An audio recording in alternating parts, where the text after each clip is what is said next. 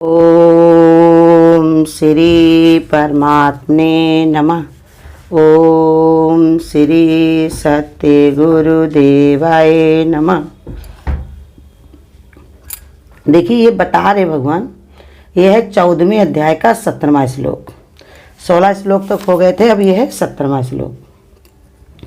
सतोगुण से ज्ञान उत्पन्न होता है और रजोगुण से निसंदेह लोभ उत्पन्न होता है तथा तमोगुण से प्रमाद और मोह उत्पन्न होता है और अज्ञान भी उत्पन्न होता है। भगवान ये बता रहे कि देखो कौन से गुण पर क्या प्रभाव पड़ता है। अगर सतोगुण बढ़ा हुआ है तो उसको कैसे ज्ञान उत्पन्न हो जाएगा, समझ उसके अंदर आ जाएगी कि कहाँ से आया, क्या है करना, आगे कहाँ है जाना।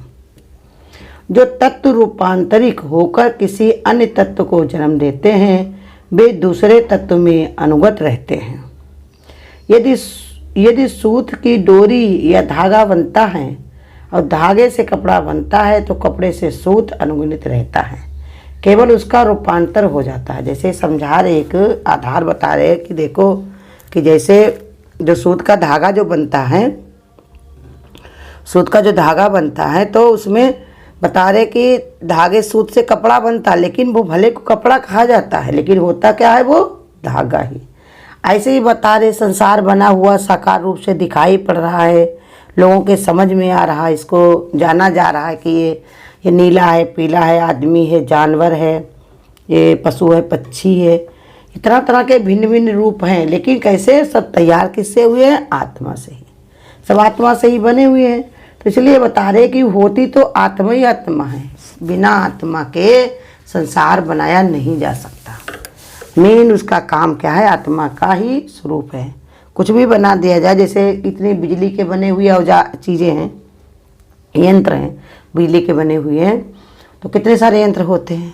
तो बनाए कुछ भी जाए, कोई गर्मी का काम करते, कोई ठंडी का काम करते, कोई बर्फ़ बनाने का काम करते, कोई चीज़ जो है जो बड़े बड़े कारखाने चलाने का काम करते हैं।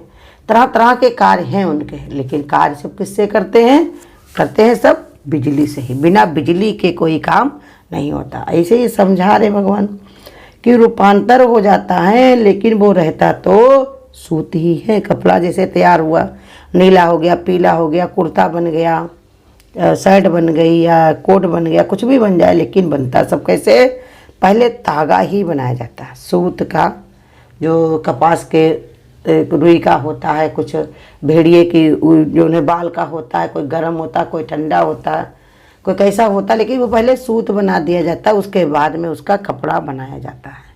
भले को कपड़ा कुछ छोटा हो, बड़ा हो, मोट कैसा भी, चौड़ा हो, लाल हो, पीला हो, लेकिन होता क्या है, सब कपड़ा होता तब सब सूत ही सूत है। तो इसीलिए समझा रहे भगवान कि उसका जो है कपड़े में सूत अनुगत रहता है, केवल उसका स्वरूपांतर हो जाता है। इसी बात को स्पष्ट किया गया है कि सतोगुण से ज्ञान उत्पन्न होता है। अब ज्ञान में प्रवृत्त हो जाने पर समझना चाहिए कि मन में सतोगुण की वृद्धि हुई है। कहा जब सतोगुण हमारे अंदर आता है तो हमारे अंदर ज्ञान पैदा हो जाता है। ज्ञान माने हमारे अंदर समझ पैदा हो जाती है। कैसे कि हमको ये समझ में आने लगता है कि हमको क्या काम है करना। मानव शरीर का हमारा पहले क्या लक्ष्य है, आज का दिन हमको मिला है तो कैसे हमको भगवान की भक्ति करनी चाहिए, कैसे हमको बैर भाव नहीं किसी से रखना चाहिए। आज की जो सांसें मिली हैं इसको हमको कैसे सदुपयोग कर लेना चाहिए, भगवान के भजन में जानी चाहिए, भगवान के सेवा में जानी चाहिए। कोई भी काम अगर करें हम तो वो हमारा ऐसा काम हो कि जिससे कुछ अर्थ निकले। जैसे समझदार इंसान जो होता है तो वो कैसी भी स्थिति परिस्थिति आए लेकिन उसमें से वो फ़ायदा उठा लेता है। सुख मिला है तो कहता देखो भगवान की हमारे ऊपर कितनी कृपा है, जो भगवान ने आज मौके से हमको ये काम हमारा करवा दिया। और नहीं होता, कोई दुख की बात होती तब भी कहते भगवान हमारा कर्म कटवा दिया। गुरु कहते कैसी भी स्थिति परिस्थिति हो लेकिन भगवान ने कहा हमको शुक्रिया अदा करना है। गुरु कहते सुख मिले तो एक शुक्रिया अदा करो और दुख मिले तो डबल। कैसे, गुरु कहते सुख मिला तो हमारा कैसा है कि आज का ही कर्म हमारा सम रहा है, अगर दुख मिला तो पता नहीं कितने दिन का पड़ा हुआ कर्म हमारा कट गया है।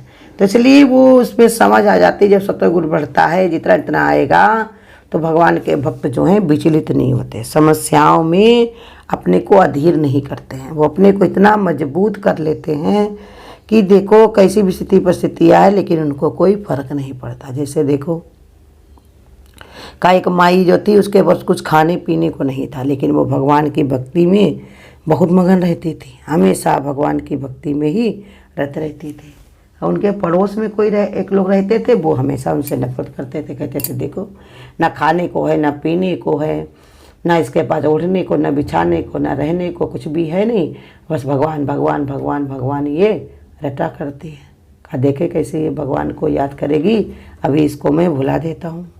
उसने क्या किया, वहीं पड़ोस में से जाकर दुकान से ला जाकर के चावल, गेहूँ, दालें, नमक, मिठाई, खटाई सब जला करके उसके दरवाजे पर रख करके कुंडी खटखटाई और जाकर अपने पेड़ के पीछे वो छिप गया।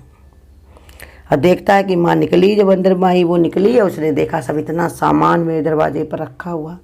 वो भगवान का जोर जोर से शुक्रिया अदा करने लगी, हे प्रभु तुम कितने कृपालु हो, तुम कितने दयालु हो, कैसे कृपा कर देते हो अपने भक्तों के ऊपर, कैसे जो है सब कुछ। तो वो उसने रहा नहीं गया, वो दौड़ के आया और कहने लगा भगवान ने कहा भेजा, ये तो सब मैं लेकर के आया हूँ, इसका सारा बिल हमें ने दिया। तब फिर वो फिर शुक्रिया अदा करने लगी कि हे प्रभु तुम कितने दयालु हो, कितने कृपालु हो, नास्तिक से नास्तिक इंसान से भी अपना बिल भरवा देते हो, तुम्हारी ऐसी कोई करुणा नहीं। माने कैसी भी स्थिति परिस्थिति हो लेकिन भगवान को भूलता नहीं है। जिसके अंदर ज्ञान और समझ है उसको चीज़ वस्तु में मन नहीं रहता, वो तो करता भी है संसार में रह रहा, लेकिन उसका मन कहाँ रहता, भगवान के पास में, हमेशा उसको अपनी सुधि रहती है।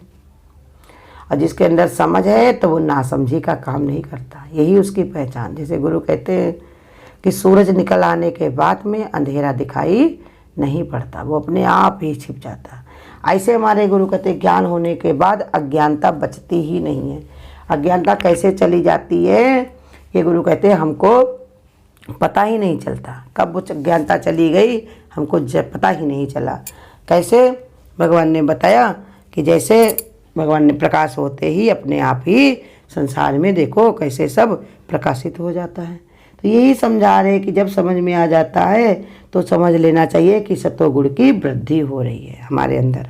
हमारे अंदर किसी से बैर भाव नहीं, किसी से लेना देना नहीं, अपने भगवान की भक्ति में ही मज़ा आने लगता है, आनंद आने लगता है कि इससे बढ़िया कौन है। मीरा तो देखो कैसे भगवान की भक्ति में खो गई, तो उसने घूम के संसार को नहीं देखा, कहाँ क्या बन रहा है, कहाँ क्या बिगड़ रहा, कैसे क्या हो रहा है, उधर कहीं भी उनका मन गया नहीं, क्योंकि उधर मन रमा नहीं, एक ही मन था ना जो उधर भगवान की तरफ लग गया तो दूसरी तरफ उसका गया ही नहीं। ऐसे जो सत्वगुण जिसके अंदर बढ़ जाता है तो उसके अंदर ये ज्ञान हो जाता है कि हम अपनी ये घड़ी भी बर्बाद क्यों करें। जो हमको मिली है वो आज भगवान की कृपा से मिली, भगवान की जौन है मदद से मिली, हमारे ऊपर भगवान ने ऐसी नेमत बरसाई है जो आज हमको ऐसा मौका मिला, एक सांस मिली है, और कल का कोई भरोसा नहीं है। इसलिए वो हमेशा उस घड़ी का सदुपयोग करता है, लेखे में यही घड़ी बाकी सब बर्बाद। वो कहता देखो आगे मिले कि ना मिले, ऐसा फिर लौट के हमको मौका मिले कि ना मिले, आज भगवान की कृपा से ये मिला है तो हमको इसका सदुपयोग कर लेना। तो कहते उसकी वृद्धि हो जाती, इतनी वृद्धि हो जाती है कि सत्स्वरूप परमात्मा का ही ओरा उसको दिखाई पड़ता और कोई चीज़ उसको नजर ही नहीं आती है। जित देखो तित मेरो श्याम, इर्द गिर्द चौगिर्द राम का डेरा, दुख लगे ना भाई। हर समय भगवान ही भगवान जब मौजूद है, हर समय परमात्मा ही परमात्मा विद्यमान है, तो फिर उसको कोई भी चीज़ की चिंता और फिक्र नहीं रहती, इसलिए उसमें वो वृद्धि होती रहती। और रजोगुण के बढ़ने पर लोभ उत्पन्न होता है, लोभ से प्रवृत्त हो जाने पर समझना चाहिए कि रजोगुण बढ़ा है। जहाँ पर रजोगुण बढ़ लेता है तो उसके अंदर लोभ पैदा हो जाता है। गुरु कहते लोभ क्या है, जो चीज़ हम अपनी समझ लेते हैं, अपनी चीज़ समझते हैं, यही लोभ है, लेकिन है कुछ नहीं तुम्हारा। जो भी चीज़ें हैं सब किसकी हैं, भगवान की। कहा देखो एक संत ने कहा कि भैया जो तुम ये कमाई कर रहे हो, जोड़ जोड़ के रख रहे हो, ये कुछ भी तुम्हारे साथ में जाने वाला नहीं। उसने कहा नहीं, एक आदमी था उसने जोड़ने वाला कंजूस, उसने कहा क्यों, ये सब हम लेकर के जाएंगे। अब वो तो कह के संत चला गया, अब इसको बड़ी चिंता हो गई कि हम क्या गुण करें जिससे ये देख रहा था लोग मरते जा रहे, खोले हाथ उसके रह गए, कुछ भी साथ में नहीं ले गया, घर में सब वैसे मकान बना खड़ा रहा, हीरे मोती जवाहरात जो पड़े थे वो सब वैसे ही पड़े रहे, सब कुछ वैसे कैसे उसका बना रहा। तो घबरा गया कि संत सही कह रहे थे कि सच में कोई कुछ लेके नहीं जाता, लेकिन कहा लेकिन हम ऐसे मानेंगे नहीं और से भी सलाह लेंगे। जैसे गुरु बताते हैं ना, कभी कभार एक से सख्त तुम्हारा जो समाधान नहीं होता है तो दूसरे के पास, लेकिन उससे ज़्यादा होशियार हो उसी के पास जाना। ये नहीं है कि उससे गुरु कहते जो उससे भी कम होशियार वाला हो, जैसे पढ़ने लिखने वाला बच्चा जो होता है, अगर उसको पढ़ाई लिखाई नहीं आती तो अपने से ज़्यादा पढ़ने वाले के साथ दोस्ती करे, ना कि कम करने वाले। जो कम वाले से अगर ये करेगा दोस्ती तो जो आता था वो भी उसको जाता रहेगा। अब अगर ज़्यादा वाली दोस्ती करेगा तो गुरु कहते हैं उसकी बढ़ेगी दोस्ती, इसलिए उसको फ़ायदा होगा, पढ़ाई लिखाई बढ़ेगी। ऐसे ही बता रहे कोई संत महात्मा जो ज्ञानी हो, ज़्यादा समझदार हो, उनके पास जाओ जिन्होंने जो ने अपने अनुभव से सब कुछ समझ लिया। जब भाई ढूंढा उसने तो ढूंढने से सब कुछ मिल जाता। तो उसको एक संत से जब मुलाकात हुई तो कहा हम ये जो जितना हमने जोड़ के रखा है, जिस चीज़ से हमारा मन भरा पड़ा है वो चीज़ हम ले जाना अपने साथ में चाहते हैं। तो कहा हाँ ले जा सकते। हम ले जा सकते? कहा हाँ, कैसे नहीं ले जा सकते हो, हम तुम्हें युक्ति बताते वैसे ले जा सकते हो। कहा बताओ, हम कैसी भी युक्ति हो हम करेंगे ज़रूर, अपने साथ इसको हम ले जाएंगे ज़रूर। तो भाई कहा कि इसके लिए कैसे, जैसे लोग अमेरिका जाते हैं तो वहाँ पर करेंसी बदली जाती है, विदेशों में लोग जाते हैं तो वहाँ पर डॉलर बदले जाते हैं, कहीं पर कुछ बदला जाता है, जैसे बताया जैसे भी रुपये पैसे जो है वहाँ पर बदल करके फिर वैसे बंद करके उनको डॉलर में है उसे चलाए जाते हैं। ऐसे ही बताया अगर तुम अपने सारे ये जिस चीज़ से तुम लोभ करते हो, जिस चीज़ में तुम्हारी आसक्ति भरी हुई है, अगर वो तुम पुण्य में बदल दो, पुण्य माने परमात्मा के लिए सब कुछ उसी में ही अर्पण कर दो, पूर्ण कर दो, तो वो सब तुम्हारा वहाँ पर पहुँच जाएगा। नेकी बदी रही जाइए सुगरतन माटी में मिल जाइए। शरीर किसी का रहने वाला नहीं है, लेकिन जो इसने नेकी की है, जो इसने भलाई की है, बुराई की है, वो उसके साथ में जाती जरूर है। तो इसलिए समझा रहे हैं कि रजोगुण बढ़ने पर, रजोगुण जब बढ़ा होता है, रजोगुण जब प्रवृत्त होता है कोई, तो उसको ऐसे लोभ बहुत बढ़ जाता है कि हमारा ये कोई लेने ना पाए, देखने ना पाए, ये हमारे ही काम है। लेकिन कितना काम आएगा? जरूरत से ज़्यादा जितना तुम खाते नहीं उससे ज़्यादा जोड़ के रखे हो, जितना तुम पहन नहीं पाते उससे ज़्यादा तुम खरीद के रखे हुए हो। तो गुरु कहते हैं कब तक तुम कितना कर पाओगे? अगर तुमने 4 लोगों का खाना बना के रख लिया, सोचो तुम खा लो तो खाओगे, पेट में तो उतनी ही जगह है। तुम कितना भी मन से सोच लो कि ये सब चीज़ें हमको मिल जाए, हम इसको खा लें, तो खा पाओगे? खा और थोड़ा बहुत ज़्यादा अगर खा भी लिया तो हजम करने की शक्ति कहाँ से लाओगे? तो इसलिए समझा रहे भगवान कि लोभ छोड़ दो, तुम्हारा प्रारब्ध तुमको मिलेगा जरूर, तुमको मिले बिना रहेगा नहीं। लेकिन तुम अगर सोचो कि हम दूसरे का प्रारब्ध ले ले तो कोई लेने वाला बना नहीं। भगवान भी कहते हैं कि देखो हम भी क्या हैं, ये प्रारब्ध जो है, ये जो मिला हुआ है वो हम किसी का लेते नहीं और अपने तरफ से किसी को हम देते नहीं। कहा पुण्य में बदल दो तो पहुंच जाएगा। ऐसे ही बता रहे कि रजोगुण बढ़ने पर लोभ पैदा हो जाता है। ये ऐसा नहीं है कि खाली पड़ गए, आज पैदा हुआ तो आज मिट जाए, और ज़्यादा बढ़ेगा। 100 रुपये तुम्हारे पास होते हैं तो थोड़ी सी उसमें लोभ होता है कि 100 रुपये हम जमा कर दें कोई बैंक में, जिससे हमको 10 महीने में 1000 हो जाए। और 1000 हुए नहीं कि उसको आसक्ति और बढ़ जाती, कभी मेरे को लाख बनाना है, लाख बन जाए तो करोड़ बनाना है। ऐसे लोभ दिन पर दिन बढ़ता रहता है, इसी में प्रवृत्ति होती जाती है। तो समझना चाहिए कि हमारे अंदर रजोगुण बढ़ा है। प्रमाद और इंद्रियों में अंधकार छा जाना इस बात का घोषक है कि तमोगुण बढ़ा हुआ है। इन लक्षणों से और इन प्रभावों से ये बात सुगमता से समझी जा सकती है कि किस समय कौन सा गुण बढ़ा है। भगवान कहते हैं हमारा खाली बताना ही मकसद नहीं है, हमारा मकसद ये भी है कि तुम इसको समझो और अपने में परिवर्तन भी करो। परिवर्तन के बिना जो है गुरु कहते कुछ भी संभव नहीं है। परिवर्तन करोगे तभी इसके अंदर गुरु कहते विकार तुम्हारे खत्म होंगे, तभी ये परिवर्तित होगे। हिम्मत करे इंसान तो क्या कर नहीं सकता। जैसा भी गुण तुम्हारे अंदर आया है उसको समझो कि हमको क्या देगा, तो उससे अपने आप ही बचोगे।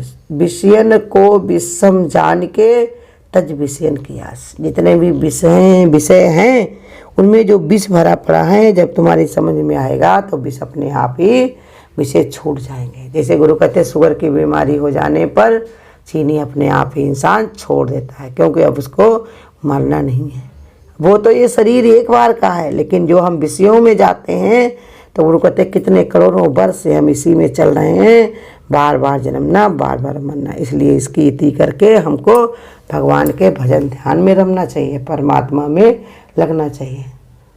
अगर आपको आज की वीडियो अच्छी लगी हो तो वीडियो को लाइक और शेयर करना ना भूलें। आगे की वीडियोस देखने के लिए चैनल को सब्सक्राइब करें और नोटिफिकेशन